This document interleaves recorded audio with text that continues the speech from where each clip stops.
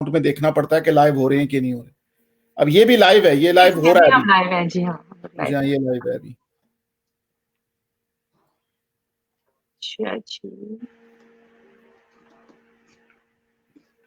बिस्मिल्लाहिर्रहमानिर्रहीम। अस्सलाम वालेकुम तमाम ही देखने वालों को राहिला फिरदौस की तरफ से प्रोग्राम में खुश आमदीद। और जैसा कि आप देख रहे हैं कि हमारे पास इन दिनों सभी लोगों ने अपने अपने तौर पर लोगों से राब्ते का एक जरिया तलाश किया है, तो इस वक्त हम भी चाहते हैं कि आप हमारे साथ हमारे प्रोग्राम बात से बात राहिला के साथ में इसी तरह जुड़े रहें।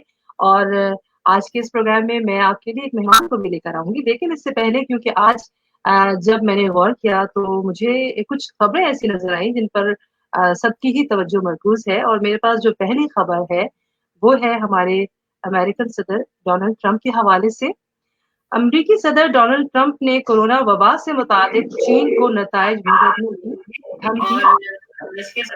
तो कहना था कि क्या ये गलती थी जो कंट्रोल से बाहर हो गई या जानबूझकर साजिश की गई है। दोनों बातों में बड़ा फर्क है। अमेरिकी सदर डोनाल्ड ट्रंप ने मीडिया ब्रीफिंग में कहा कि कोरोना वायरस का फैलाव अगर गलती थी तो गलती गलती होती है, लेकिन चीन अगर जानबूझकर जिम्मेदार है तो फिर यकीनी तौर पर इसके नताइज आने चाहिए।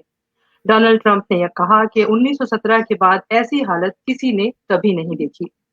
वाज़ेह रहे कि गुज़िश्ता रोज़ चीनी वज़ारत ख़ारिजा के तर्जुमान चाओली जियान ने भी अमरीकी वज़ीर दिफ़ा के इल्ज़ाम पर अपने रद्द-ए-अमल में कहा था कि वबा फूटने के बाद चीन शफ़ाफ़ियत और ज़िम्मेदाराना रवैये के तहत इंसदादे वबा के आलमी ताउन में अपना किरदार अदा कर रहा है। चीन ने अमेरिका पर जोर दिया है कि सियासी जोड़-तोड़ के बजाय इंसदादे वबा और मईशत की बहाली पर तवज्जो दी जाए। याद रहे कि अमरीकी वजीर दिफा ने एक इंटरव्यू देते हुए कहा कि चीनी कम्युनिस्ट पार्टी की जानिब से फराहम करदा मालूमात पर यकीन करना मुश्किल है। इस हवाले से तर्जुमान ने कहा कि अगर अमेरिका को लगता है कि उसे गुमराह किया गया है तो क्यों अमरीकी इदारे सीडीसी ने 15 जनवरी को कोविड-19 से मुतालिक खबरदार किया।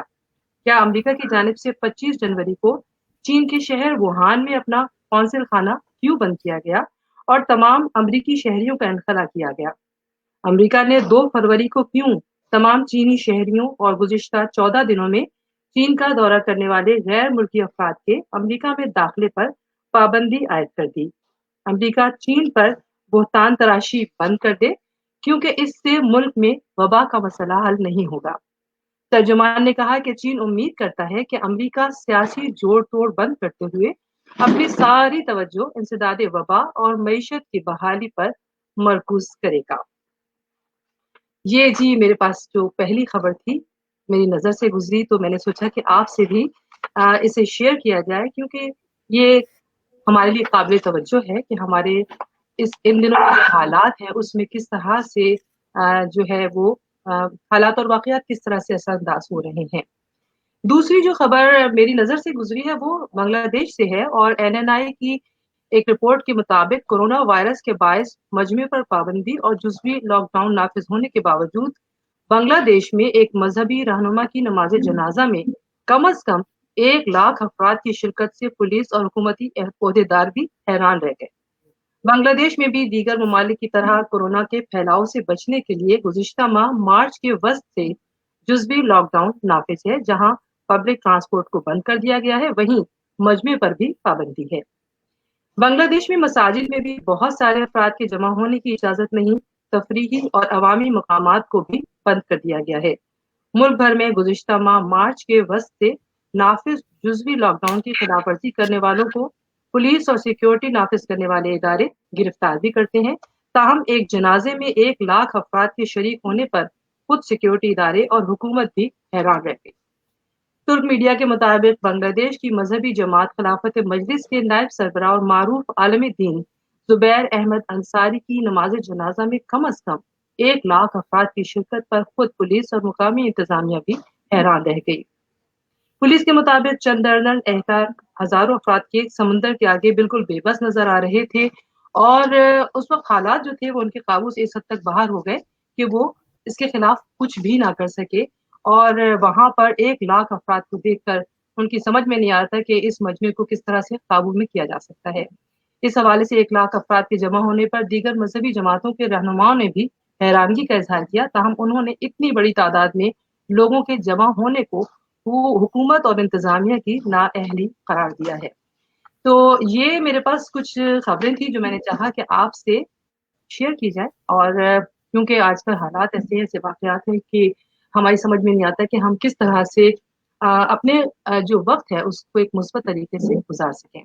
तो मेरे पास आज, जैसा कि मैंने आपको बताया था कि इस हवाले से मेरे प्रोग्राम की एक मेहमान शख्सियत भी मौजूद हैं, और उन मेहमान शख्सियत को आपसे बुलवाने के लिए मैंने चाहा कि आज के मौजू के हवाले से बातचीत भी की जाए और उनकी शख्सियत से भी आपको मुतारिफ कराया जाए।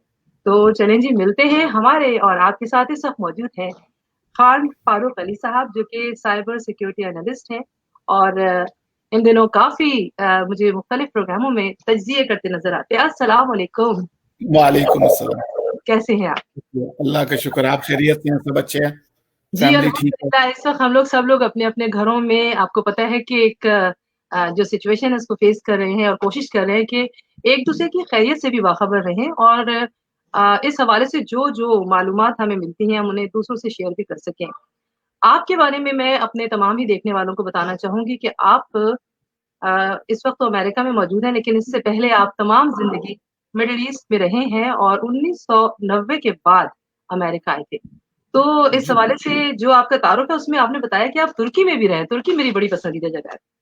जी बिल्कुल। आजकल तो तुर्की ड्रामे बड़े मशहूर हो रहे हैं पाकिस्तान टीवी पर भी। एर्तुगरुल ड्रामा भी शुरू हुआ है अभी जी, नया-नया। जी, बिल्कुल, बिल्कुल, और साथ-साथ वहाँ पर जो मुख्तलिफ़ हमारे पास जो एक तारीख़ी मकामात का सिलसिला है, उसमें भी आपको पता है कि बहुत ज़्यादा लोग जाने में इंटरेस्टेड होते हैं, और जो हमारी टर्किश एयरलाइन से लोग जाते हैं, ख़ास तौर पर कोशिश करते हैं कि वहाँ पर कुछ दिनों रहकर वहाँ की जो हमारी बड़ी ही तारीख़ी मसाजिद हैं, ख़ास तौर पर उन्हें देख सकें, और बहुत ही खूबसूरत है। तुर्की के लोग भी बहुत अच्छे बहुत हैं। बहुत कुछ है। वो टर्की जब और ज़्यादा हज़रत नूह अलैहिस्सलाम की कश्ती से लेकर सहाबा इकराम और मतारीख़ हिंदुस्तान के हवाले से भी बहुत कुछ वहाँ पर अभी भी काबिल दरियाफ़्त मौजूद है।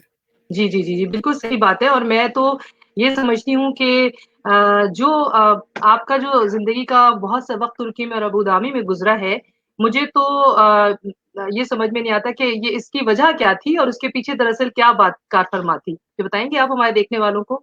ये मेरी खुशकिस्मती है कि मेरे वालिद जो हैं वो फॉरेन अफेयर्स में एज़ ए डिप्लोमेट मुलाज़िम थे, जी, जी। और उनकी ये मुतअद्दिद पोस्टिंग्स थी।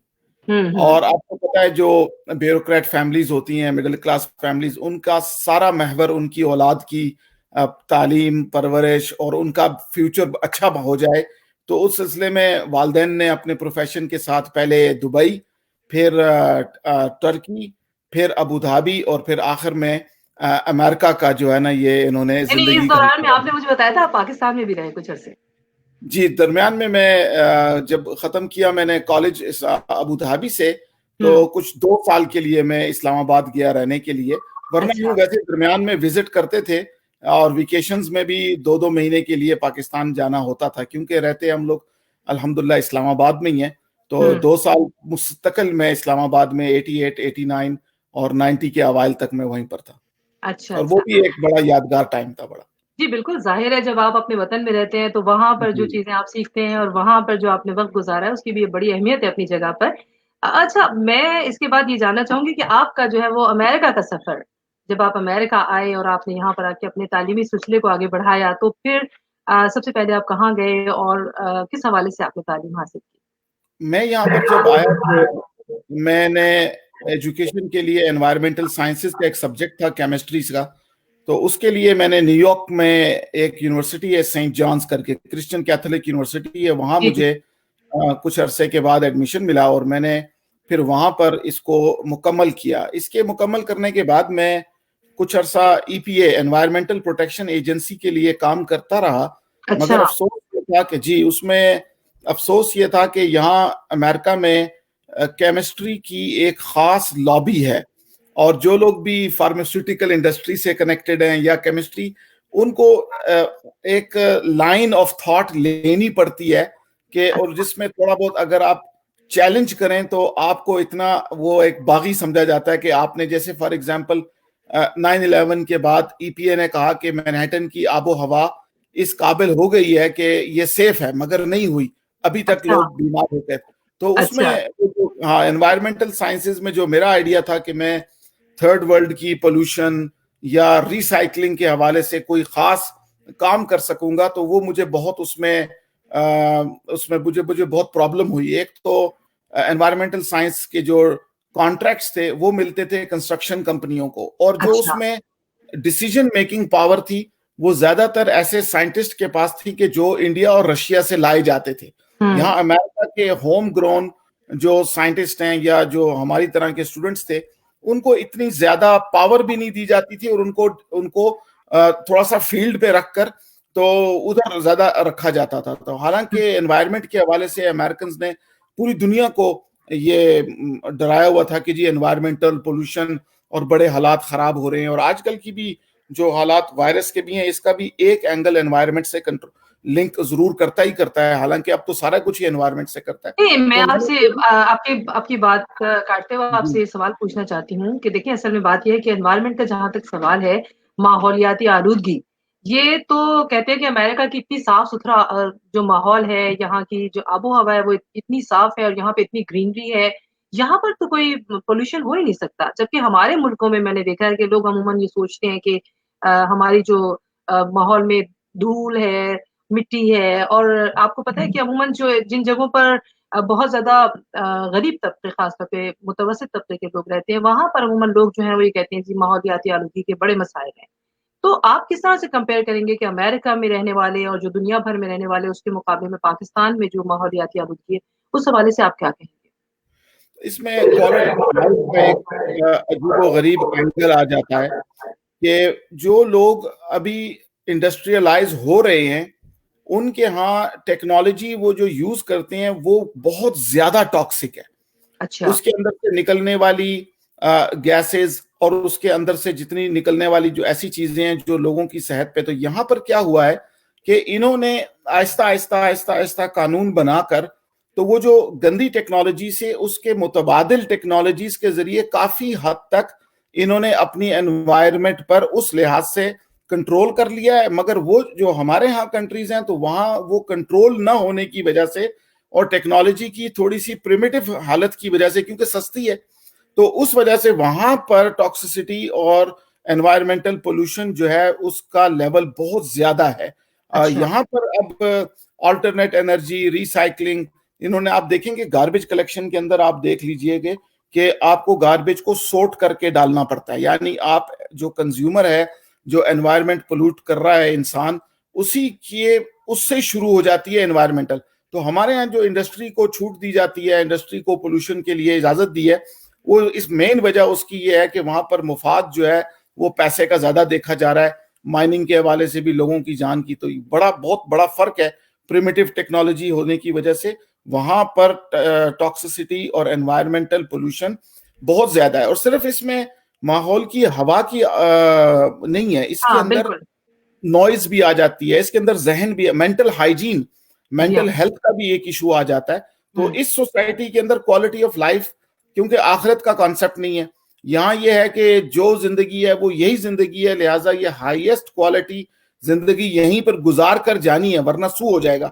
ہمارے یہاں کانسیپٹ ہے کہ اچھی زندگی تو جنت والی زندگی ہے. جیسے آپ نے خبروں میں پڑھا کہ ایک مولانا کے جنازے میں کوارنٹین کے زمانے میں 1 لاکھ آدمی جمع ہو گئے. لیکن اصل میں یہ خبر پڑھنے کی وجہ بھی شاید یہی تھی کہ ہم نے جب اس خبر کا انتخاب کیا تو میرے ذہن میں یہی بات تھی کہ پچھلے دنوں پاکستان میں اس موضوع پر بہت زیادہ بحث ہوئی اور ہمارے جتنے علماء کرام تھے جب وہ جمع ہوئے انہوں نے اس بات پر بہت زیادہ فتوے بھی آئے کہ جی اس وقت ان حالات میں, جبکہ ظاہر ہے کہ یہ جو وبائیں ہوتی ہیں یہ تو صدیوں کے بعد آتی ہیں, آپ ذہنی طور پر اس کے لیے تیار نہیں ہوتے, آپ کو بہت سارے فیصلے اس وقت کے مطابق کرنے پڑتے ہیں. اس وقت بہت سارے لوگ کہتے ہیں مساجد میں جانا یا ایک جگہ جمع ہونا, ایون یہاں پہ تو جنازے میں لوگوں کا جمع ہونا, ان سب چیزوں پر اتنی پابندی ہے. تو ظاہر ہے وہ اب جس طرح کے پاکستان میں اب اس وقت جو وائرس ہے اس کی کیا کنڈیشن ہے, وہاں پہ کس طرح سچویشن کنٹرول میں ہے, یا جو بھی ان کے فیصلے ہیں اس کے بارے میں دنوں کیونکہ بہت زیادہ بات کی جا رہی ہے, اس لیے میں نے سوچا کہ جو بنگلہ دیش میں اس وقت یہ واقعہ پیش آیا اس پہ بڑی حیرت کی بات تھی, کیونکہ ہمارے جو لوگ ہیں وہ مذہب کے معاملے میں ویسے بھی آپ کو پتا ہے کہ تھوڑے جذباتی بھی ہیں, اور جب کسی آپ کو پتا عالم دین کی بات ہو تو اس میں لوگ جو ان کے فالوورز ہوتے ہیں وہ چاہتے ہیں کہ ان کے ساتھ شامل ہوں جب بھی کسی بھی قسم کے حالات میں. اچھا جی، اس کے بعد آپ نے یہ کیا کیا؟ آپ نے جو ہے وہ انوائرمنٹل سائنسز کو چھوڑ کر آپ نے سینٹ جونس کو چھوڑا اور کولمبیا یونیورسٹی چلے گئے. آپ نے فیلڈ چینج کر لی. کیوں بھائی؟ آپ کو یہ ماحول کی آلودگی کے حوالے سے ہونے والی کوئی جو تبدیلیاں تھی پسند نہیں آ رہی تھی؟ ایک تو اس میں حیران ہو جائیں گے کہ جو کلچر میں پاکستان میں دیکھ کے آیا تھا رشوت کا اور سفارش کا، وہ انوائرمنٹل کے فیلڈ میں یہاں امریکہ میں بھی تھا. اچھا. یہاں پر بھی ہمیں بریجز کو اور ایسبیسٹس کو یا لیڈ کی انسپیکشن کو پاس کرنے کے لیے رشوت دی جاتی تھی. یہ چیز میرے لیے بہت زیادہ میرے ضمیر پر وزن بن گیا. مجھے بہت زیادہ شرمندگی ہوتی تھی. اور دینے والے کون تھے؟ زیادہ تر پاکستانی، بنگلہ دیشی، انڈین اور گریک جو کمپنیوں کے مالک ہیں، جو ڈپارٹمنٹ آف ٹریفک کے ساتھ کام کرتے ہیں. تو وہ دیکھتے تھے کہ یہ آدمی، اس کا نام پاکستانی ہے، مسلمان والا ہے، تو وہ کوشش کرتے تھے کہ ہم سے ہماری انسپیکشن کو جلدی پاس کرا لیں. تو یہ ایک بہت زیادہ شرم کا ایک ماحول بن گیا تھا میرے لیے کہ میں پاکستان میں یہ چیز دیکھ کے آیا تھا کہ سفارش اور ناجائز طریقے سے جو بھی کام ہونا ہے، اس کی وجہ سے میں نے چوائس یہ لی تھی کہ باہر جا کے تعلیم حاصل کریں گے. جب میں نے یہاں دیکھا تو یہاں پر بھی یہی ماحول ہے، تو مجھے بہت زیادہ ایک اندر سے تکلیف ہوئی. اور اس کے بعد یہ بھی دیکھنے میں آیا کہ ریسرچ کے اندر جانے کے باوجود بھی مجھے ایک لابی کی سائیڈ لینی پڑتی. یعنی مجھے اپنی روزگار کے لیے جھوٹ بولنا پڑتا کہ یہ کیمیکل نسخہ، یہ طریقہ کار، یہ ٹیکنالوجی عوام کے فائدے کی ہے. تو مجھے پھر خیال آیا کہ یہ میرے لیے ذہنی سوچ کے حوالے سے میرے لیے ٹھیک نہیں ہے، کیونکہ میری پرورش پاکستان سے باہر کے ماحول میں زیادہ ہوئی تھی. تو وہاں پر انسان کو اس طرح کے کانفلکٹ میں رہنے اور کوپ کرنے کے لیے نا میکنزم نہیں دیے جاتے.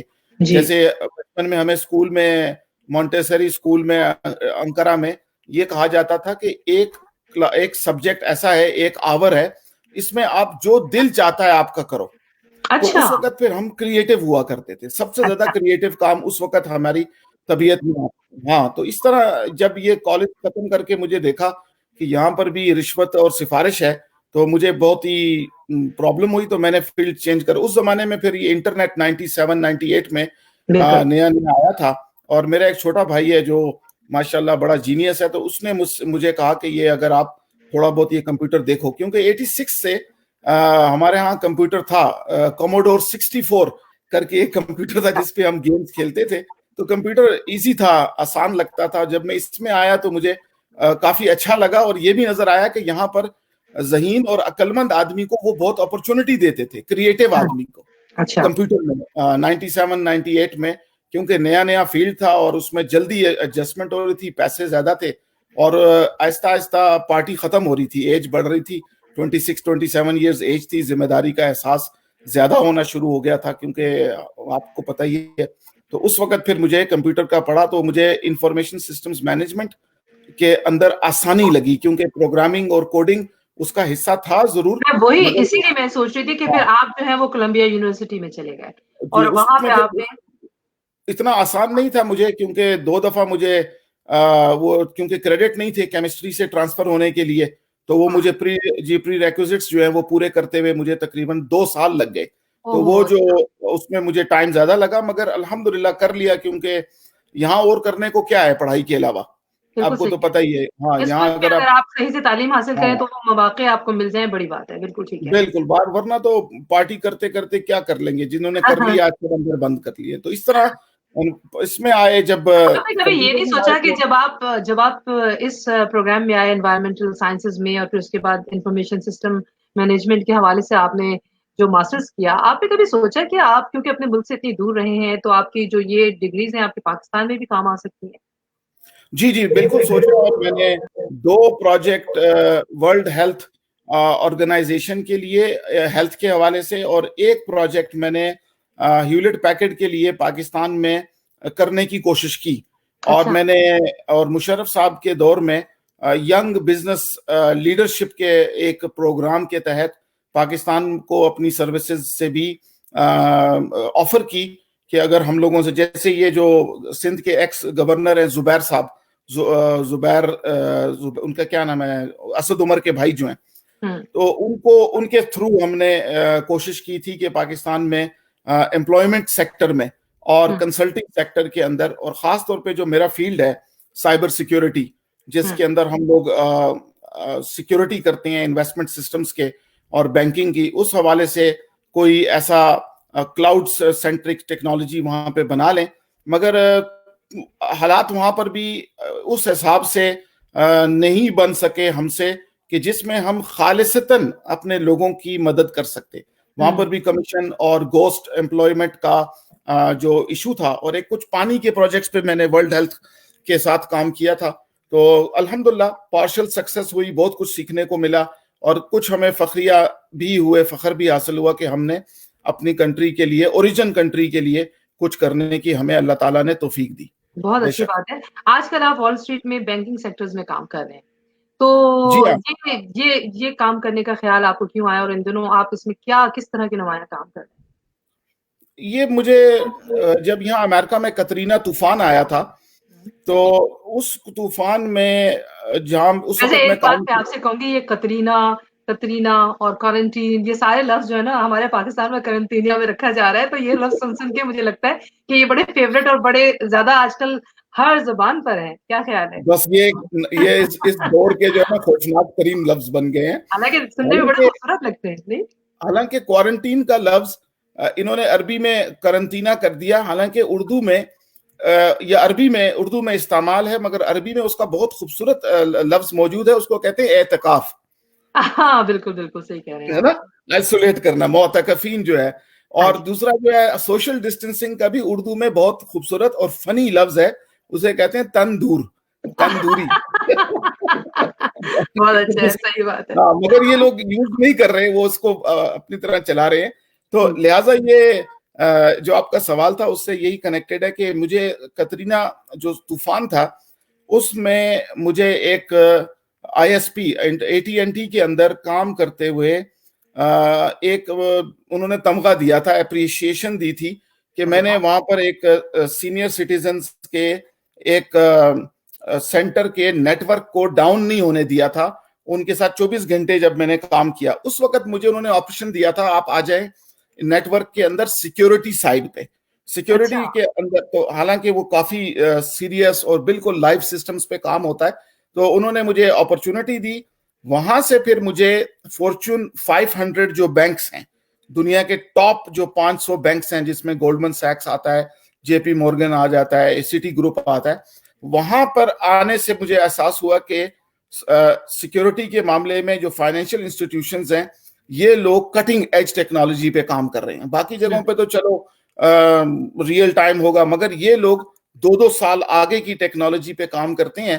اور میرے فیلڈ میں جو سب سے ہارڈ ورک ترین جو کام ہے، اس میں بہت اپرچونٹی ہے. اچھا. جس میں بہت زیادہ محنت لگتی ہے، اس میں بہت اپرچونٹی ہے، اور لامحدود اپرچونٹی اس میں جس میں عقل کا استعمال ہو. تو وہ پھر مجھے لگا کہ یہ میرے فیلڈ مجھے پسند ہے، اس میں کچھ چیلنج بھی آ رہا ہے. تو میں نے پھر سائبر سیکیورٹی میں انٹر ہوا، اور جس جگہ پر ہمارے ex prime minister Shaukat Aziz صاحب سٹی گروپ میں کام کرتے تھے، وہیں پر مجھے ایک یونٹ کے اندر تھریٹ مینجمنٹ میں اپرچونٹی ملی ایز اے وی پی کام کرنے کی. بس اس کے بعد سے پھر ایک اپنا ایک تھاٹ لیڈرشپ کی پوزیشن پیدا ہو گئی ہے. پھر بزنس انٹیلیجنس کے اندر میں نے کنسلٹنگ شروع کی امریکن اداروں کے ساتھ. میں پوچھنا چاہتی تھی کہ آپ نے یہ جو کام شروع کیا کنسلٹنگ کا، اس حوالے سے آپ مجھے بتائیں کہ یہ کن لوگوں کے لیے آپ کو کرنا پڑتا ہے؟ یہ ہمیں ایسا ہوتا ہے کہ جیسے اگزامپل میں دیتا ہوں کہ جس وقت سونامی آئی 25 دسمبر کی مارننگ کو، تو ہمارے پاس جس سسٹمز پہ میں بیٹھا ہوا تھا، اس پہ 35 منٹ پہلے بینکنگ سیکٹر کو، ملٹری سیکٹر کو اور ڈیفنس سیکٹر بیسیکلی، اور بینکنگ سیکٹر کو 35 منٹ پہلے پتہ لگ گیا تھا کہ سونامی آ گئی ہے، لہٰذا آپ اپنے اکاؤنٹس موو کریں. اچھا. تو یہ جو سروسز ہوتی ہیں، یہ سیٹلائٹ کے ذریعے اسپیشل کمیونیکیشن، اور ان کو سبسکرپشن بیسڈ ہوتی ہیں، کئی $1 ملین کے ان کے ٹھیکے ہوتے ہیں، وہ ملتے ہیں بزنس انٹیلیجنس سیکٹر کو. تو اس کے اندر جو ڈیفنس کے ڈپارٹمنٹ کی جو سیٹلائٹس ہیں، وہ استعمال ہوتی ہیں, ان کے کمیونیکیشن چینل ہوتے ہیں, ان کے اینالسٹ آن دی گراؤنڈ ہوتے ہیں, کیونکہ دنیا میں پیمنٹ کر کے آپ اپنی زندگی کو بچانے کے لیے ایسی انفارمیشن جمع کر سکتے ہیں انٹیلیجنس کی, جس سے آپ جلدی آپ کو آئیڈیا ہو جاتا ہے. تو جب میں نے یہ فارچون 500 سسٹمز میں کام کرنا شروع کیا تو تھریٹ میٹرکس میں ایک ڈپارٹمنٹ ہوتا ہے, اسے کہتے ہیں ڈیزاسٹر مینجمنٹ. اچھا. تو ڈیزاسٹر مینجمنٹ میں ہمیں ٹرین کروایا جاتا ہے کہ اگر طوفان آ جائے, زلزلہ آ جائے, ٹیررزم ہو جائے, آسمان سے کوئی پتھر آ کے گرے زمین پہ سارا, تو اس وقت آپ نے ایسٹس ہیومنس کو اور اپنے ایسٹس کو کیسے پروٹیکٹ کرنا ہے, کیسے موو کرنا ہے. بہت ہی جسے کہتے ہیں خاص. ہاں, تو وہ جو فیلڈ ہے خاص والا, اس میں پھر مجھے ایک بڑی کمپنی ہے سیمانٹک, انہوں نے اسپیشلائز کروا کے لے کر آیا. جیسے میں نے عرض کیا کہ جو سب سے محنت طلب کام ہے اور ان محنت طلب کاموں میں بہت اپرچونٹی ہے, اور جس میں سب سے زیادہ سمارٹ کام ہے تو اس میں تو لامحدود اپرچونٹی ہے. تو اس طرح میں اسٹیپ بائی اسٹیپ اس میں انٹر ہوتا رہا, اور پھر میں نے اپنی کنسلٹنگ جب کھولی تو اس میں امریکن دفاعی ادارے, امریکن سول دفاعی ادارے, ان کے جو کنسلٹنٹس ہیں ان کے ساتھ کام کرنے کا موقع ملا, اور اس وجہ سے ہمیں بزنس انٹیلیجنس سیکٹر میں بہت سی چیزیں ایسی ہمارے سامنے آ جاتی ہیں جو کہ بعد میں وقوع ہو جاتی ہیں. تو لہٰذا لوگ سمجھتے ہیں کہ شاید ان لوگوں کے پاس زیادہ نالج ہے, مگر ہمارے پاس صرف وہ پیڈ سبسکرپشن ہے, $1.5 لاکھ کی ایک سبسکرپشن ہے ایک سروسز کی, تو وہ ہمارے گروپ نے خریدی بھی ہے.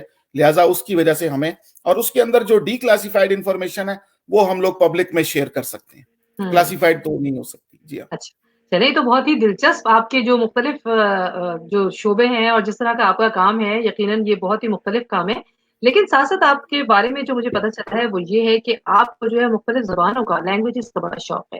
آپ مجھے بتائیے کہ انسان کی زندگی میں زبان کی کیا اہمیت ہے؟ زبان کی اہمیت بالکل اتنی ہے جتنی انسان کے شعور کی اہمیت ہے, کیونکہ زبانیں جو ہے وہ انسان کی قوت فہم کو اور اظہار کا ایک ذریعہ ہے. تو جتنی لینگویجز ایک انسان کے اندر ہیں اتنا اس کا شعور ہے, جتنے الفاظ کی قید ہے اتنا اس کا شعور ہے. تو یہ قدرتی ایک امر میرے اندر پیدا ہو گیا مختلف ملکوں میں گھومنے سے اور انٹرنیشنل سکولوں میں پڑھنے سے. مجھے یہ سمجھ میں آنا شروع ہو گئی تھی کہ یہ سب ہیومنز کی لینگویجز جو ڈیولپ ہوئی ہیں, یہ اس کے پیچھے کوئی راز ہے ہیومن کا. تو وہ مجھے سمجھنے میں اور لینگویجز کو چیز کرنے میں پھر اس میں مجھے بڑا مزہ آتا ہے. اور لنگوسٹکس میں, حالانکہ میں کاش کہ میں پی ایچ ڈی کرتا لینگویجز لنگوسٹکس میں نہیں کر سکا, مگر میں نے انڈیپینڈنٹ اسٹڈی جو اپنے لیے ہوتی ہے وہ کافی حد تک لنگوسٹکس میں نے دیکھی ہے, اور اس سے مجھے سوسائٹی کی اوپر ایک پریڈکٹیو انالیسس کرنے میں بھی آسانی رہتی ہے. اچھا, مجھے یہ بھی ہم اس حوالے سے ضرور بات کریں گے. تو ویسے بائی دا وے میں, جب آپ نے کہا ہے کہ آپ کو اتنا شوق ہی ہے, تو آپ کو کتنی زبانوں پر عبور حاصل ہے؟ مجھے عبور اگر کہا جائے تو میں سمجھتا ہوں کہ نیٹو فلوئنسی عبور جو ہے وہ ٹرکش ہے, اور اپنی اردو میرے لیے ایک لینگویج ہے بیسیکلی. گو کہ پاکستانی ہونا, جیسے امریکہ کے بچے ہیں ان کے لیے اردو ایک چیلنج ہے, میرے لیے بھی یہ بہت بڑا چیلنج تھا. تو اردو پہ مجھے زیادہ تر جو اپنی مادری زبان سے ہٹ کے جو ہے وہ ٹرکش ہے, اور ٹرکش کی کچھ ڈائلیکٹس ہیں, تھوڑی عربی بھی ہے, کیونکہ میں 8 سال مڈل ایسٹ میں رہا, وہاں میں نے کلاسیکل عربی کو تھوڑا سا سمجھنے کی کوشش کی, اور اس میں مجھے کچھ سی حد تک تھوڑی سی کامیابی ہوئی. کلاسیکل عربی کیا ہوتا ہے؟ کلاسیکل عربک جو ہوتی ہے جیسے شاعری کی عربی ہے, جو ہاں جیسے شاعری کے جو زبان ہے, جیسے اردو کی غالب کی اردو معلّہ ہے, وہ اردو عام سے اردو محلہ سے معلّہ میں ہے. تو وہ جو مجھے اس میں پڑھنے کا موقع ملا. مگر جب میں یہاں آیا امریکہ میں, تو مجھے یہاں اتفاقاً مجھے ہیبرو پڑھنی پڑی. تو ایک اور میرے ایک دوست ہیں نعمان علی خان جو قرآن پڑھاتے ہیں لوگوں کو, تو وہ عربی پڑھنے کے لیے گئے, تو میں عربی پڑھ کے آیا تھا. تو مجھے یہاں پر ہیبرو تقریباً 2-2.5 سال مجھے ہیبرو کالج میں لینے کا اعزاز حاصل ہوا, مجھے اسکالرشپ بھی ملا. مگر اس کے ساتھ پھر لیٹن زبان, جس کی وجہ سے فرینچ اور اٹالین میرے لیے اور پورٹوگیز آسان ہو گئی, بولنے کی فلوئنسی نہیں ہے. مگر ٹرکش کی وجہ سے تقریباً کوئی 8 ڈائلیکٹس پڑتی ہیں, جس میں جو سب سے انٹرسٹنگ ہے آج کل کے حوالے سے وہ ہے چائنا کے اندر رہنے والے مسلمانوں کی زبان اوئگوری. उइगुर मुसलमानों की जुबान को मैं न सिर्फ समझ सकता हूं बल्कि मैं बोल भी सकता हूं। एक्सेंट मेरा डिफरेंट है क्योंकि मेरा टर्किश एक्सेंट है, उनका एक्सेंट चाइनीज की तरह का होता है। मगर एक ये अल्लाह ताला की तरफ से एक मौका था जिसको अवेल किया और बहुत ज्यादा ये चीजें समझने में आसानी हुई। मैं असल में ये सवाल इसलिए पूछ रही हूँ क्योंकि देखें जब आप लफ्ज इस्तेमाल करते हैं, कोई ज़बान भी जब आप उसको इख्तियार करते हैं, तो उन लफ्ज़ों के पीछे वो कहते हैं ना कि आपका एक्सेंट होता है। आपको अपने हलक़ के मुख्तलिफ जो हिस्से हैं, उनको अदायगी के लिए मुख्तलिफ तरह से अदा करना पड़ता है। तो आपको ऐसा क्या लगता है कि सबसे मुश्किल तरीन आपके लिए कौन-सी लैंग्वेज रही जिसमें आपको लगा कि आपको उन अल्फाज को इस्तेमाल करना मुश्किल लगता है? उर्दू। अच्छा। क्योंकि उर्दू मेरे लिए इसलिए कि अगर जब आप अरबी पढ़ के उर्दू पढ़ते हैं तो आपकी ऐन और गैन इतनी भारी हो जाती है, सौद दाद इतना भारी हो जाता है कि उर्दू वाले उसको फिर करेक्ट करवाते हैं। तो उर्दू में थोड़ा ध्यान रखना पड़ता है, खासतौर पे अहले जुबान, अहले लोगों असल में के बात साथ। ये कमाल तो यही है कि आपको जो है वो दोनों ज़बानों के बीच में डिफरेंस पता चलना चाहिए। आपने अभी ये कहा ना कि आपके लिए ये अल्फाज भारी हो जाते हैं, ये तो हुरूफ हलक़ी हैं, जो हलक़ से अदा होते हैं। तो आपको पता होना चाहिए ना कि आम ज़िंदगी में जब आप इस्तेमाल करें तो ज़रा आसानी से उनको अदा कर सकें। बस ये जो होता है ना, सामे पे डिपेंड होता है कि आपकी ऑडियंस क्या है। तो उस तरह ये उर्दू की प्रोनाउंसिएशंस, अभी कुछ दिन पहले एक लफ्ज है मुआक्किफ। तो मुआक्किफ जो है उस पे एक हमारे दोस्त है, उन्होंने मुझे डांटा कि ये तुम जो है ना, और तनाजुर, तो हम जो है उसको उन अंदाज में पढ़ जाती हैं जिसमें हमने सुना होता है, देख के पढ़ा होता है। हालांकि रमूज उर्दू के अगर कोई शख्स सीख ले, यकीन करें उसकी तबीयत में भी इजाफा हो जाएगा अच्छाई की तरफ, क्योंकि उर्दू के रमूज जो हैं, जो उसके ग्रामर के आदाब हैं, उसमें तमीज का दायरा है बहुत ज्यादा। तो मुझे, और ये मैं उर्दू के बारे में एक अजीब बात मैं बता दूं, शायद लोगों को ना पता हो कि अमूमन आप उर्दू के बारे में लोगों से पूछें कि उर्दू लफ्ज जो है ये किस जुबान का है, तो वो कहेंगे तुर्की जुबान का है। वो सब यही कहते हैं जी लश्करी, इसका मतलब फौज नहीं। तुर्कियों से अगर आप पूछें कि ये जुबान, तुम्हारी जुबान का लफ्ज कहां से आता है, तो वो आपको बड़ा हैरान कर देंगे कि ये लातीनी जुबान का लफ्ज है। अच्छा, लोग ये लैटिन कहते का हैं ना जी, कि लश्करी ज़बान है वो फारसी अरबी का इम्तिजाज है। मिक्स है। मगर लफ्ज उर्दू, जो लफ्ज उर्दू है, ये टर्किश जुबान का नहीं है, ये लातीनी जुबान का है। उनके यहाँ इसको फौजियों की सफ या फौजियों का रैंक में खड़ा होना, उसको ओर्डो कहते हैं। और आप हैरान हो जाएंगे कि वो जो लफ्ज इंग्लिश में भी है जिसको उर्दुली कहा जाता है, फौजियों का उर्दुली होता है, ऑर्डरली। और इसी तरह एक और इसका लतीफा ये है, उर्दू का लतीफा मतलब इसकी खूबसूरती ये है कि लफ्ज उर्दू आज के डॉलर के ऊपर लिखा हुआ है। अगर आप डॉलर बिल पे देखें तो वो जो एहराम बनी हुई है पिरामिड, उसके नीचे लिखा हुआ है नोवस ऑर्डो सेक्युलरम, न्यू ऑर्डर सेक्युलर। ऑर्डर का मतलब होता है सफ, ऑर्डर यानी जिसे कहते हैं ना हुक्म। तो ये लफ्ज ऑर्डर का जो है, ये उर्दू में जो इस्तेमाल है, पाकिस्तान में रे से पढ़ा जाता है, टर्की में आर से पढ़ते हैं, उर्दू।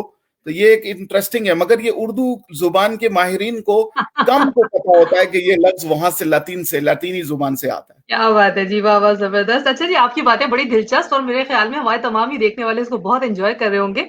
आपकी जितनी भी मैंने देखा कि मुख्तलिफ शोबों में जिस तरह की आपकी मालूमात है और जो आपका काम करने का तरीका है और जिस तरह से आप उन तमाम फील्ड्स पे बात कर रहे हैं, अंदाजा हो रहा है मुझे कि बड़ी गहरी आपकी नजर है।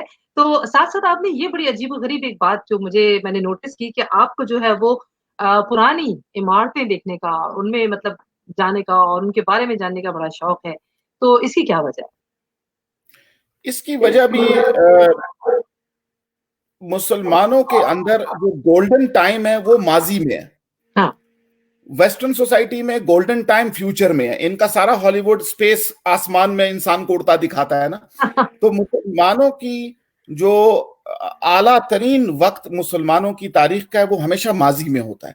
तो जब मैं उस माजी को देखता था हिस्ट्री के जरिए, और फिर हमें अल्लाह ताला ने तौफीक दी कि बहुत ज्यादा ट्रैवल किया, तो वहां जाकर के मुझे एहसास होना शुरू हुआ कि ये जो आसार कदीमा हैं, ये कुछ मैसेज दे रहे हैं, ये कुछ कह रहे हैं। इनका सिर्फ ऐसे सैर सपाटा या तस्वीर या इनको देख लेना या छू लेना या वहां थोड़ा रोटी खा ली, ये एक इसका जुजवी अमर है।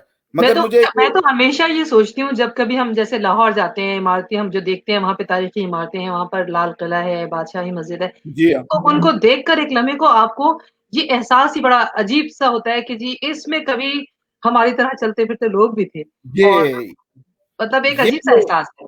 یہ جو عجیب احساس ہے نا، اس کو ہم لوگ یہ سمجھتے ہیں کہ وہ جگہ نے آپ سے کمیونیکیٹ کر لیا ہے، ہوں ورنہ عام آدمی جاتا ہے اس کو زیادہ احساس نہیں ہوتا. مگر یہ جو آثار قدیمہ ہوتے ہیں نا، وہ آپ کو اگر یہ تصویر دکھا دے کہ بس تمہاری طرح ہی ایک آدمی یہاں بیٹھا تھا، اس نے اس چیز کا احساس نہیں کیا، 1000 سال بعد تم اس کو دیکھنے آئے ہو نا، تو جہاں تم رہتے ہو تو 1000 سال بعد تم بھی عبرت بنے ہوگے کسی کے لیے. بالکل اس طرح جیسے اس وقت ہم ان حالات میں اس وقت جس وبا کا شکار ہیں، تو وہی بات ہے کہ ہم سے پہلے کی پتہ نہیں کتنی جو جنریشنز تھی انہوں نے نہیں دیکھا، اور ہم نے اس سال کے شروع میں ہمیں نہیں پتا تھا کہ ہمارے سامنے یہ وبا آنے والی ہے. تو بالکل یہی چیز ہے کہ آج ہم جس چیز کو فیل کر رہے ہیں، ہو سکتا ہے کہ لوگ اس طرح سے کبھی تصویروں میں ہمیں دیکھیں یا اس جی. وقت کے ماحول کو دیکھیں، اس کے بارے میں بات کریں. تو یہ جو چیزیں اس یہ بہت انٹرسٹنگ بھی ہو جاتی ہیں اور بڑی مطلب ہاں، خوفناک بھی ہو جاتی ہیں. تو یہ جو احساس جب اگر ہو جائے کسی کو ٹریول سے کہ جہاں میں بیٹھا ہوں یہ اگلے زمانے کے لیے تاریخ ہے، تو وہ ہاں پھر وقت ضائع نہیں کرتا، بالکل. وہ پھر اچھا کچھ نہ مزے کچھ کی بات میں سیکھنے آپ میں کو لگتا بتاؤں فاروق، آپ کو بڑی حیرت ہوگی کہ ایک جن دنوں میں پاکستان میں تھی، ایک دفعہ مجھے لاڑکانہ جانے کا اتفاق ہوا. وہاں پر ایک پروگرام تھا جس میں مجھے ہوسٹنگ کے لیے جانا تھا، اور وہ تھا بھی پرائم منسٹر کا کچھ خاص طرح کا پروگرام تھا. تو انہوں نے ہمیں لے جا کے سب سے پہلے موئنجو دڑو ایئرپورٹ پر وہاں پہ جب لینڈ ہوا ہم اترے تو پہلے ہمیں وہ موئنجو دڑو کی سیر کرانے لے گئے. اچھا وہاں ہمارے ساتھ جو تھا وہ ایک چائنیز کی بھی بڑی ٹیم آئی ہوئی تھی. وہ اتفاق کی بات ہے کہ اب بار بار چائنا ہماری زندگی میں کہیں نہ کہیں گفتگو میں بھی آ رہا ہے اور ہمارے ماحول میں بھی اور آپ کی زبان میں بھی آ گیا. خیر ہے، چائنا تو کی شامت آئی ہوئی ہے. دیکھیے جی، تو جب ہم وہاں پہنچے انہوں نے لے جا کے جب ہمیں کھڑا کیا تو بہت دیر تک سچ تو یہ ہے کہ یہ بات ہی سمجھ میں نہیں آ رہی تھی کہ اس جگہ پہ کیا دیکھیں، مطلب کون سی چیز کو دیکھیں ہم نا. کیونکہ وہ تو ہاں ظاہر ہے وہ آثار قدیمہ میں آپ کو ان چیزوں کو سمجھنا اٹسیلف بہت مشکل چیز ہے، اور آپ کو ایک دم سے کچھ ایسا لگتا ہے ٹوٹی پھوٹی اینٹیں ہی تو ہے جو زمین کے اندر دبی ہوئی ہیں. لیکن ان کی جب آپ تاریخ پہ غور کرتے ہیں، جب ان کے بارے میں جاننا شروع کرتے ہیں، اس کے بارے میں بات کرتے ہیں، تو مطلب اللہ تعالیٰ کی عظمت اور اس کی شان اس وقت نظر آتی ہے آپ کو کہ کون سے دور میں کون کون سے لوگ کس کس طرح سے رہا کرتے تھے، کیا کیا ان کا طرز زندگی تھا، بالکل کیسے بالکل کیسے بالکل. وہ لوگ اپنی زندگی کو وہاں پہ گزارتے تھے. اور آج ہم اتنے دنوں کے بعد ان کے بارے میں بات کر رہے ہیں، کبھی ہو سکتا ہے کہ کسی اور کے بارے میں، مطلب یہ ساری چیزیں آپ کو بہت انٹرسٹنگ بھی لگتی ہیں اور ایک تجسس آپ کے اندر آتا ہے کہ بالکل آپ کو یہ ایک سن دوسری کر میں دنیا میں چلے جاتے ہیں آپ. جی ایک اس میں ایک دلچسپ امر یہ ہے کہ تاریخ میں جب لینگویجز کی تاریخ پڑھ رہا تھا تو ایک پروفیسر نے یہیں کولمبیا میں انہوں نے کہا کہ تمہاری موئنجو داڑو ہڑپا کی لینگویجز ابھی تک ڈیکوڈ نہیں ہوئی، تو اگر تم چاہو تو ایک ریسرچ پروگرام ہے چھوٹا سا، تو اس میں تم آبزرورشپ کر سکتے ہو کہ وہ تو میں نے کہا ٹھیک ہے جی، میں میری بڑا شوق ہے یہ لینگویجز ڈیکوڈ ہونے کا، کیونکہ ساری تقریباً زبانیں ہو گئی ہیں. تو میں نے جب وہ موہنجو دڑو ہڑپا کی لینگویجز پہ پڑھنا شروع کیا تو انہوں نے کہا کہ پہلے اس پہ 10-12 کتابیں پڑھ کے آؤ گے تو پھر تمہیں سمجھ میں آئے گا. وہ کتابیں پڑھنے کے درمیان میں مجھے یہ پتا چلا، بڑی حیرت کی بات، کہ اور یہ اس بات کا سوال کا جواب بھی مل گیا کہ یہ عربیوں کی شکلیں اور ان کی بہت ساری عادتیں ہم سے کیوں ملتی ہیں.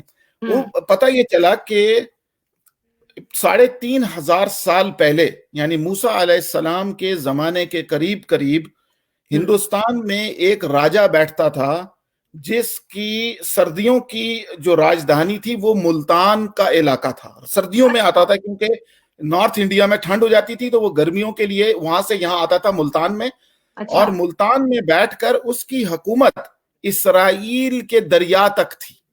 ارے واہ، ہندوستان کا راجا، یعنی ہندوستان کا ایک راجا موسیٰ علیہ السلام کے زمانے میں، کیوں کہ اس کے بنائے ہوئے برونز کو اردو میں کیا کہتے ہیں، تانبے کے سکے، وہ آج بھی اسرائیل میں کھدائی کریں تو نیچے زمین سے نکلتے ہیں، اور اس کے اوپر پرانی سنسکرت میں لکھا ہوا ہے کہ یہ لارڈ شیوا ہے، یہ اس کا ٹائٹل تھا. تو اس وقت ہمیں یہ سمجھ میں آئی کہ یہ ہمارے علاقے کے لوگوں نے پورے عربستان پر قدیم زمانے میں بہت بڑی سلطنت پر حکومت کر کے گزری ہے.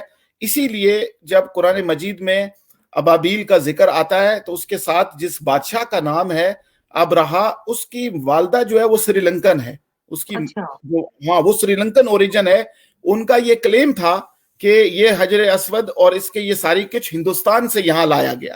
تو یہ ایک تاریخی آرکیولوجیکل ریالٹی ہے جس کو آج کل نہ تو ڈراموں میں نہ ٹی وی میں نہ کوئی اور سپانسر نہیں کرتا. حالانکہ میں نے آئی ایس پی آر والوں سے بھی اور ڈاکٹر شاہد مسعود صاحب اے آر وائی والوں سے بھی کہا تھا کہ اس کے اوپر بھی ڈاکومنٹریاں بننی چاہیے, مگر کسی نے دھیان نہیں دیا.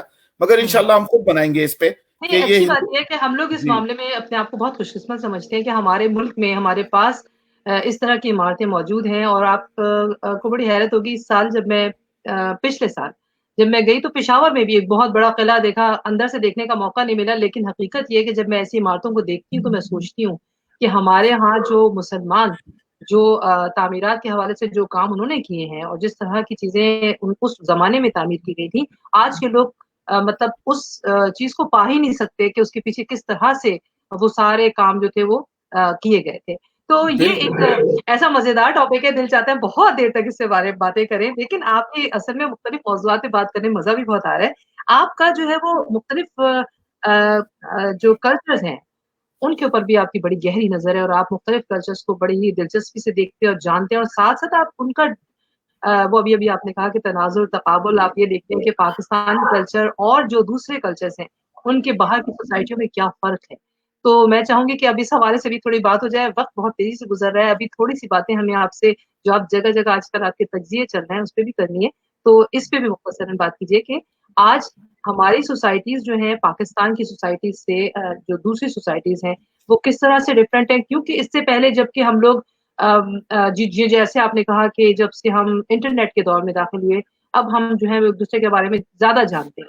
پہلے جو تھے دور دور تھے تو بہت زیادہ چیزوں کے بارے میں نہیں جانتے تھے, لیکن کیونکہ اب یہ سب چیزیں بڑی آسانی سے نظر آتی ہیں اور ہم ان کے بارے میں جان سکتے ہیں, تو میں چاہوں گی کہ آپ ان کا ڈفرینس بھی بتائیے. اس میں جلدی سے اس میں یہ ایڈ کر دیتا ہوں کہ پاکستانی معاشرے میں ابھی تک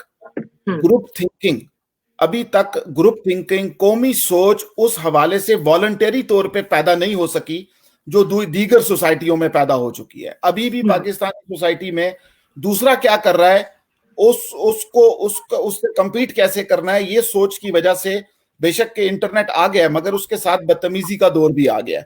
ہمارا یہ بڑا افسوس کا دور ہے کہ انٹرنیٹ کی وجہ سے بہت ساری باتیں جو ہیں وہ ایسی شروع ہو گئی ہیں سوسائٹی کے اندر جس کو مونیٹائزیشن کہتے ہیں, بجائے اس کے ساتھ تعلیم و تربیت اور اخلاقیات اور شجاعت اور بہادری اور تحقیق کی طرف کچھ سوچ جاتی. نقل کا جو ماحول ہے وہ بہت زیادہ گرم ہو گیا ہے معاشرتی طور پر بھی. گروپ تھنکنگ ابھی تک قومی تھنکنگ اس حساب سے نہیں بن سکی. قومی تھنکنگ ہم سمجھتے ہیں شاید فوجی کریں گے یا سیاستدان کریں گے, عوام نہیں کرے گی, وہ ہاتھ پہ ہاتھ دھرے بیٹھے رہے گی. اتنے سارے ذہن ہونے کے باوجود بیماری کا علاج ہم نہیں بنا سک رہے, اس چیز پر مجھے بہت ہے. تو ہمارے ہاں یہ مین فرق ہے کہ ہم اس اجتماعیت میں ابھی تک ایڈ نہیں ہو سکے جو باقی دنیا کی کنٹریز نے آہستہ آہستہ سیکھ لی. اچھا, یہ بڑی اچھی خبر ابھی بھی میں نے دیکھی ہے, میرے پاس آئی ہے, اور وہ خبر کچھ یوں ہے کہ وزارت خارجہ نے بیرون ممالک پھنسے پاکستانیوں کو واپس لانے کا شیڈول جاری کر دیا ہے, جس کے تحت پاکستانیوں کو واپس لانے کے لیے 20 تا 28 اپریل پی آئی اے کی خصوصی پروازیں چلائی جائیں گی, اور ان پروازوں سے متحدہ عرب امارات, دبئی, سنگاپور, ملائیشیا, آسٹریلیا, برطانیہ اور دیگر ممالک سے پاکستانیوں کو واپس لایا جائے گا. آپ کو پتا ہے ان دنوں سب سے بڑا ایک مسئلہ یہ تھا کہ جو جب یہ وبا پھیل رہی تھی ان دنوں میں کیا ہوا کہ بہت سارے لوگ جو امریکہ میں تھے یا مختلف ممالک میں تھے جو آنے والے تھے یا جنہوں نے ٹکٹ لے لیے تھے جا نہیں پائے تھے, ان کی فلائٹس کینسل ہو گئی تھی. تو بہت سارے لوگوں کو بڑی شکایت بھی تھی اور ان کی سمجھ میں نہیں آتا کہ اب وہ اپنے گھروں کو واپس کیسے جائیں گے. تو ان دنوں جو ہے وہ پاکستان میں یہ پی آئی اے کی طرف سے بڑی اچھی ایک سروس ہے. اس کے ذریعے سے انہوں نے جو دوسرے ممالک میں بیرون ممالک میں لوگ جو پھنسے ہوئے پاکستانی ان کو واپس لانے کے لیے انہوں نے لائحہ عمل تیار کر لیا. میں ساتھ ساتھ چاہ رہی ہوں کہ ہم اپنے جو دیکھنے والے ہیں ان کو یہ نیوز بھی دیتے جائیں, اور ساتھ ساتھ میں یہ بھی چاہتی ہوں کہ آپ کو یہ بھی بتاتی چلوں کہ ان دنوں سبھی لوگ جو مسلمان ہیں پوری دنیا میں ان کو اگلے ہفتے کیونکہ ماہ رمضان کا آغاز ہونے والا ہے انشاءاللہ العزیز, تو دیکھیے کہ کیا نئی تاریخ جو ہے اس کا اعلان ہونے والا ہے. صورتحال کمیٹی کا یقیناً اجلاس بھی ہوگا, اور اس حوالے سے لیکن پاکستان میں سب سے زیادہ جو مشکل موضوع ہے دوبارہ وہی ہے کہ وہاں پر مساجد میں لوگ جو ہے وہ نمازوں کا اہتمام کیسے کریں گے اور کس طرح کی احتیاطی تدابیر اختیار کی جائیں گی, اور ساتھ ساتھ جو ہمارے ہاں ایک چیز یہ بھی ہے کہ ہماری جو وفاقی حکومت ہے اس میں اور جو صوبائی حکومت ہے دونوں میں اختلافات بھی چل رہے تھے کہ کس طرح سے کراچی میں اور جو سندھ میں اور جو وفاقی حکومت ہے وہ لاک ڈاؤن کے لیے کیا اقدامات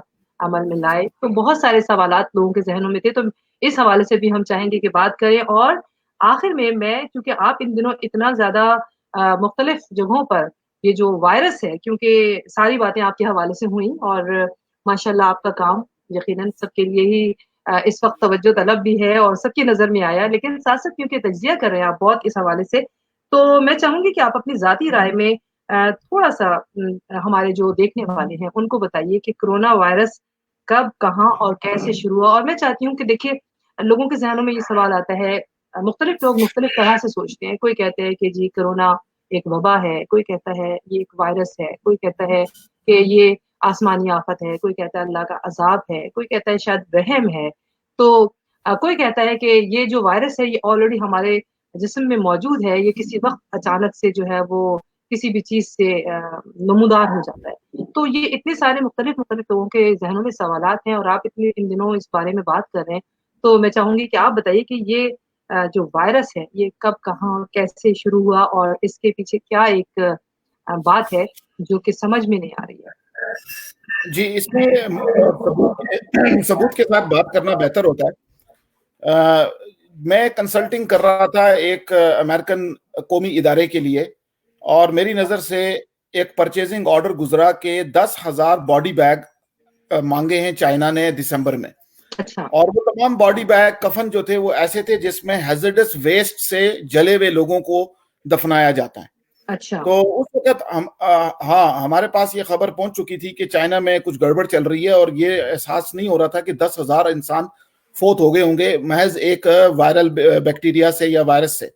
تو اس کے پیچھے جو ثبوت ہیں وہ یہ ہے کہ اگر کوئی بھی اس کی تحقیق کرنا چاہے تو امریکن جسٹس ڈپارٹمنٹ کی ویب سائٹ پہ جا کر 30 تاریخ کی ایکٹیویٹی وہاں پر دیکھے گا تو اس کو 3 نام ملیں گے. ایک جرمن امریکن سائنٹسٹ اور 2 چائنیز اور نسل سائنٹسٹ ہیں. اس کا جو سارا جھگڑا ہے وائرس کا, وہ بیسیکلی ذاتی جھگڑا ہے ایک امریکن سائنٹسٹ کا چائنیز فیکلٹی کے ساتھ ووہان یونیورسٹی کا. انہوں نے وہاں پر جو کام کیا اس کام کے پیسے اور معاوضے کو ڈکلیئر نہیں کیا. چائنیز نے ان کی شکایت کر دی, امریکنز نے ان پہ انویسٹیگیشن کھولی, تو انہوں نے بدلے کی آگ میں اس پوری فیکلٹی کو ہلاک کرنے کے لیے اپنے 2 PhD اسٹوڈنٹس کے ذریعے کیا کہتے ہیں ملٹری گریڈ جرمز کو پھیلایا اس پوری بلڈنگ میں. جی ہاں, یہ اس کے ثبوت موجود ہیں, ڈیٹیل موجود ہے, امریکن گورنمنٹ کی ویب سائٹ پہ موجود ہے. میڈیا نے پک کر لی ہے سٹوری, مگر اس کو مین سٹریم میڈیا تھوڑا سا دبا رہا ہے ابھی, مگر باقی میڈیا اس کو چلا رہا ہے. ڈاکٹر کا نام ہے ڈاکٹر چارلس لیبر, وہ وہیں بیٹھتے ہیں جہاں ڈاکٹر فاؤچی بیٹھتا تھا, ہارورڈ PhD ڈاکٹر ہے, ابھی جیل میں ہے.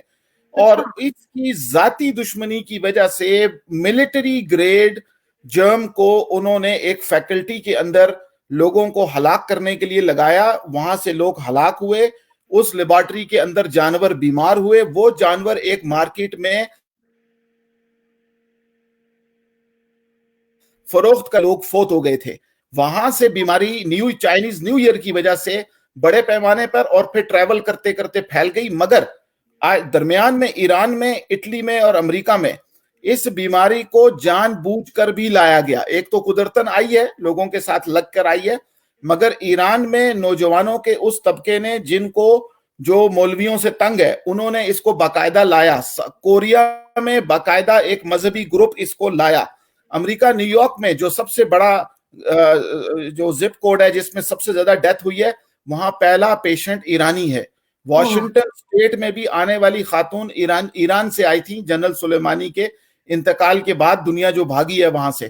تو کہنے کا مطلب یہ ہے کہ وائرس کا پھیلاؤ کا جو پیٹرن ہے یہ قدرتی نہیں ہے. اچھا, ہم یہی سوچتے ہیں نا کہ یہ تو آسمانی وبا ہے. دیکھیں کیونکہ چائنا پاکستان چائنا کے بازو میں پہلو میں ہے, وہاں بیماری لیٹ آ رہی ہے.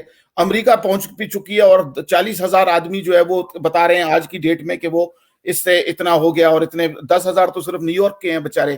تو اب یہ چیز سمجھنے کی ہے کہ یہ کسی کی ذاتی دشمنی جو تھی یہ پھر بن گئی, اور پھر ان طبقوں کا جو موجودہ نظام سے تنگ ہیں, جیسے کورینز اپنے ڈکٹیٹر سے تنگ ہیں, ایران والے اپنے وہاں جو ان کی حکومت ہے اس سے تنگ ہے, اٹلی والے ریفیوجیز کے آنے سے تنگ تھے, انہوں نے یہ چیز کو پھیلایا مگر حکومت اس میں ملوث نہیں تھی, جس کی وجہ سے بہت بڑی تعداد میں بزرگ اور ان کے نوجوان وہاں اٹلی میں بھی ہلاک ہوئے, اسپین میں بھی. نیو یارک میں جو جرسیم جو لوگ میڈیکل اور بایولوجی سمجھتے ہیں, مائکرو بایولوجی اور ایپیڈیمیولوجی, ان کے لیے یہ عرض ہے, اور کیونکہ میرا بیک گراؤنڈ اسی چیز میں تھا تو میرے لیے آسانی ہوتی ہے ٹیکنیکل پیپرز پڑھنا, تو اس میں یہ چیز لکھا ہوا ہے کہ جو اس کا ڈی این اے ہے وائرس کا, R N A, New York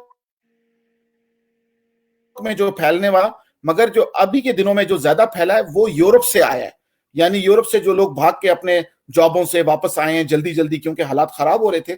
2 فروری کو میں نے اپنی فیملی کے لیے ماسک آرڈر کر دیے تھے مگر کوئی میری بات سن نہیں رہا تھا, اور میں نے دسمبر کے اندر 25 دسمبر کو الارم ریز کیا تھا پاکستانی اردو میڈیم چینلز کے اوپر, میں نے یہ بات کی تھی مگر کسی نے میری بات پر دھیان نہیں دیا, حالانکہ وہ ریکارڈڈ موجود ہے. اور ابھی بھی جو اب تو سارے آ کر مجھے بتاتے ہیں کہ یہ وائرس آیا ہے, مگر ہم نے شروع میں اپنی وہ حضرت سلیمان علیہ السلام کی چونٹی کی طرح اپنی قوم کو بچانے کے لیے ایک آواز لگائی تھی مگر کسی نے سنی نہیں, مگر اب سن رہے ہیں سارے, دھیان دے رہے ہیں, اللہ کرے خیر ہو. تو اس لیے اس کی ابتدا ذاتی دشمنی سے اور ایک سائنٹسٹ کے عمل سے آئی ہے, مگر بڑے تناظر میں الزام یہ لگے گا کہ امریکہ نے چائنا کو لگایا, چائنا نے امریکہ کو, حالانکہ یہ بات بعد کے مفاد پرست طبقے کے ذریعے ثابت ہوگی مگر شروع میں ایسا نہیں تھا. اچھا خیر, یہ تو بھائی آپ نے اصل میں ایک بالکل نیا جو ہے وہ نقطہ اٹھایا ہے اس حوالے سے, اور یقیناً جو دیکھنے والے ہیں میں چاہوں گی کہ دیکھیں اپنے اپنے طور پر اس کے بارے میں ضرور معلومات کریں اور اس کے بارے میں جاننے کی کوشش کریں, کیونکہ آپ کا اپنا تجزیہ ہے, لیکن پھر بھی اس لیے بہتر ہوتا ہے کہ بہت ساری چیزیں ہم لوگوں کے سامنے پیش کرتے ہیں, لیکن اس سے سب سے بہتر چیز یہ ہوتی ہے کہ آپ اپنے طور پر اس کے بارے میں جو ہے معلومات کریں. اچھا ویسے ایک بات میں ضرور کہوں گی کہ ہمارے ہاں جو ہے نا وہ بہت زیادہ کیونکہ جتنے بھی سوچنے والوں کے, سائنس ایک اپنی جگہ بالکل ٹھیک ہے, لیکن ہم یہ بھی کہتے ہیں کہ یہ تو اللہ تعالیٰ کا عذاب ہے, اور جو آج کل کا دور تھا اور اس میں جو برائیاں پھیل چکی تھیں, جو اس وقت جو ہماری پوری دنیا کے اندر جو ہے نا وہ ہماری اخلاقیات جو ہے اپنی گراوٹ کے انتہا پر پہنچ چکی ہے, تو اس وجہ سے یہ تو اللہ تعالیٰ کا عذاب ہے. آپ کیا سمجھتے ہیں کہ کیا اللہ تعالیٰ نے ہمارے لیے یہ سارے جو عذاب ہے, اس طرح کے عذاب پہلے بھی مختلف قوموں پہ کبھی کبھی آئے ہیں, تو آپ اس کو اس طرح کے وائرس کے ساتھ کس طرح سے ریلیٹ کریں گے پھر؟ میں اس کو اس تناظر میں دیکھنے کے مخالف ہوں, کیونکہ عذاب ظالم پر آتا ہے نا. تو یہ جو چھوٹے بچے ہیں یا پاکستان کی قوم ہے, انہوں نے کیا ظلم کیا ہے؟ چائنیز جو مرے ہیں جو بےچارے زیادہ تر, ان چائنیز عوام کا تو کوئی ظلم, چائنیز حکمرانوں کا ظلم ہوگا نا, ہے نا. تو میں اس معاملے میں تھوڑی سی یہ جو مذہبی اینگل لے جاتے ہیں کہ جی عذاب ہے. اب جو لانگ آئلینڈ میں ہمارے جو کام کرنے والے charity worker, doctor, nurses, police officer, یہ ظالم تو نہیں ہے نا, یہ ہلاک ہو رہے ہیں. ہوٹل پہ کام کرنے والا ویٹر ہلاک ہو رہا ہے کیونکہ وہ اسینشل سٹاف تھا. تو یہ جو حضرات ایسا کہتے ہیں کہ یہ اللہ کا عذاب ہے, اصل میں ان کو اس بات کی پوری سمجھ نہیں ہے کہ اللہ سبحانہ و تعالیٰ کا عذاب کا مستحق ظالم ہوتا ہے, مغلوب مظلوم نہیں ہوتے. تو ان کو اپنی سوچ تھوڑی سی درست کر لینی چاہیے کہ یہ اللہ کا عذاب نہیں ہے. البتہ اس کے اندر سبق ضرور موجود ہے. نمبر 1 سبق کہ نیچر کے ساتھ آپ نے کوئی غلط کام نہیں کرنا. آپ کو کیا ضرورت پڑی ہے کہ جی آپ جراثیم کو آپ اس کو پہلوان بنا کے اس کو اور موذی بنا رہے ہیں؟ عقل دیکھیں نا ان لوگوں کی. یہ جس لیب میں یہ بنا ہے وہاں پہ یہی تجربے ہو رہے تھے نا کہ ان جراثیمز کو کیسے ہم اور زیادہ موذی بنا سکتے ہیں. تو یہ چیز اس پہ عبرت ہے کہ اس کے اوپر اب بالکل پابندی لگنی چاہیے, نمبر 1. دوسری چیز پیسے کی حقیقت کہ جی لوگ جو ہیں, دیکھیں انسان واحد ذی شعور ہے جو کہ اس اللہ کی زمین پر کرایہ دے کے رہتا ہے. دنیا کا کوئی جانور ذی شعور کرایہ نہیں دیتی سوائے, اور کام بھی انسان کرتا ہے اور کوئی کام بھی نہیں کرتا. تو سب کو, تو یہ چیزیں سوچنے کا لمحہ ہے. اس کے اندر ایک سبق موجود ہے ہمارے لیے. اس کو عذاب سے تشبیہ دے کر سمجھنے والا طبقہ اصل میں دوسرے کو تباہی پر خوش ہونے والے لوگ ہیں, یہ یاد رکھیے گا. کیونکہ یہ اللہ سے دعا کرنی چاہیے اس کا علاج نکلے. اللہ ہمیں دماغ میں ڈالے کہ علاج آپ نے کہی ہے, تو میں یقیناً اس کے آگے یہی سوال آپ سے پوچھنے والی تھی کہ اب تک اس کا علاج کیوں دریافت نہیں ہوا. اور یہ بھی ایک بڑی عجیب سی بات ہے کہ ہم لوگ بہت پریشان تھے. اب پاکستان جیسے غریب ملک میں آپ کو پتہ ہے اتنے وسائل بھی نہیں ہے, ہمارے پاس صحت کے حوالے سے بہت زیادہ پہلے سے چیزیں کی تیاری بھی نہیں کی جاتی ہے، اور پاکستان میں وینٹیلیٹرز بھی بہت کم تھے، اور وہاں پر دیکھا جائے تو اس حوالے سے کوئی ذہنی طور پہ تیار بھی نہیں تھا. لیکن یہ کیا وجہ ہوئی کہ پاکستان میں جو وائرس کی ہلاکتیں ہیں امریکہ اور دیگر ممالک کے تناسب میں دیکھا جائے تو بہت کم ہے، اور اب بھی حالات کسی حد تک قابو میں ہیں؟ جی، اس کا مین وجہ یہ ہے کہ پاکستان میں دیکھیں نومبر میں اس کو تھوڑا ٹیکنیکل ہے، چائنا میں نومبر میں ہلاکتیں شروع ہوئی، نیو یارک میں مارچ میں ہوئی، ٹھیک ہے، اور مارچ میں بھی امریکہ میں کلسٹرز میں ہوئی. کلسٹرز کا مطلب ہے چھوٹے ایریا میں بہت زیادہ ڈیتھ ہونا، بہت بڑے ایریا میں کم ڈیتھ نہیں ہو رہی تھی. پاکستان میں مین وجہ یہ ہے کہ پاکستان میں جو بیماری آئی ہے شروع میں ان لوگوں کو ٹریک نہیں کیا جا رہا. گورنمنٹ پاکستان ان کو ٹیسٹ نہیں کر رہی. جو لوگ فوت ہو رہے ہیں ان کو کورونا کا سرٹیفکیٹ نہیں دیا جا رہا. حالانکہ ڈاکٹرز بھی بتا رہے ہیں، لوگ بھی بتاتے ہیں، مگر ٹی وی میں میڈیا میں اس کے اوپر ایک سینسرشپ ہے، کیونکہ ان کا خیال یہ ہے کہ صرف حکومت کے بتائے ہوئے نمبرز کے ذریعے جو باہر سے امداد آئے گی وہ حکومت کو پہلے ملے پھر عوام کو ملے. کیونکہ پاکستان کے بارے میں چائنا نے بھی اور انٹرنیشنل ڈونر اداروں نے یہ فرمائش رکھی ہے کہ پاکستان کو اگر امداد دیں گے تو ڈائریکٹ عوام کو دیں گے، حکومت کو نہیں دیں گے. تو لہٰذا حکومت مینج کر رہی ہے نمبرز کو. جس طرح سندھ میں آپ دیکھیے گا کہ چائنا سے آنے والے جہاز جو تھے ڈائریکٹ سندھ کو دیے گئے. کیوں کہ اس سے پہلے جو جہاز چائنا سے آئے سامان لے کر کے وہ سامان لاہور کی ایک حکومت کی سرپرستی میں چلنے والی ایک پرائیویٹ ادارے کو دی گئی جہاں پر انہوں نے بیچ دیے تھے.